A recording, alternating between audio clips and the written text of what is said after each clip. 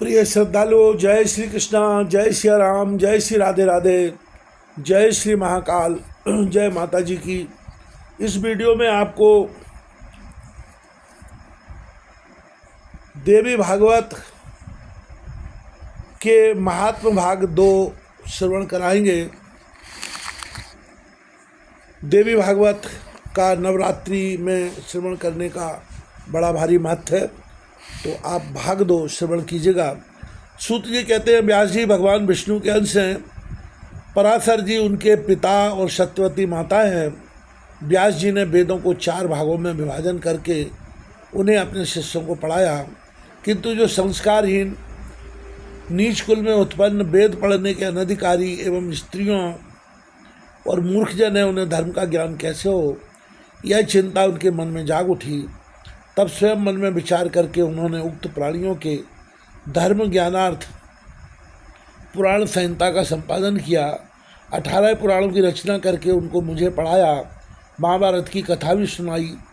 उसी समय भुक्ति और मुक्ति देने वाला देवी भागवत नामक पुराण रचा। स्वयं उसके वक्ता बने और राजा जन्मेजय को श्रोता होने का अवसर प्राप्त हुआ। पूर्व समय की बात है, जन्मेजय के पिता राजा परीक्षित थे। उन्हें तक्षक सर्प ने डस लिया था। उनकी दुर्गति निवारण के लिए जन्मेजय ने देवी भागवत सुना। वेद व्यास जी के मुखारबिंद से 9 दिनों में इसकी श्रवण विधि संपन्न की। वे त्रिलोक जननी भगवती आद्याशक्ति का विधिपूर्वक पूजन करते थे। नवा यज्ञ समाप्त होने पर उसी क्षण महाराज परीक्षित को भगवती का परम धाम प्राप्त हो गया। दिव्य रूप धारण करके वे वहाँ पधारी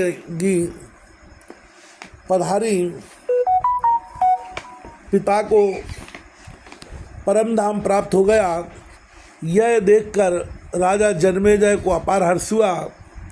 उन्होंने मुनिवर व्यास जी को भली भांति पूजा की। जो मानव भक्ति पूर्वक देवी भागवत की कथा सुनते हैं, सिद्धि सदा उनके सन्निकट खेलती रहती है।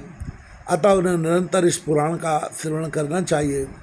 सतयुग, त्रेता और द्वापर में अनेकों धर्म थे, किंतु कली के लिए एक पुराण श्रवण ही धर्म रह गया है। इसके सिवा मनुष्यों का उद्धार करने वाला दूसरा कोई धर्म ही नहीं है। कली के मनुष्य धर्म और आचार से हीन एवं अल्पायु होंगे। उनके कल्याण के लिए भगवान व्यास ने पुराण संज्ञक इस अमृत रस का निर्माण किया है। इस देवी भागवत के श्रवण में मास और दिवस का कोई खास नियम नहीं है। मनुष्य सदा इसका श्रवण कर सकते हैं। आश्वन, चैत्र, वैशाख और जेठ के महीने में तथा 4 नवरात्रों में सुनने से यह पुराण विशेष फल देने वाला होता है। नवरात्र में इसका अनुष्ठान करने पर मनुष्य सभी पुण्य कर्मों से अधिक फल पा लेते हैं। अतः इसे नवा यज्ञ कहा गया है।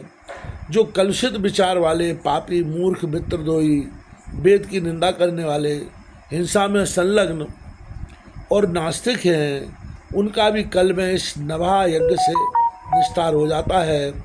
महान तप, व्रत, तीर्थ, दान, नियम, हवन और यज्ञ आदि करने पर भी मनुष्यों को जो फल दुर्लभ रहता है, वह भी नवा यज्ञ से सुलभ हो जाता है।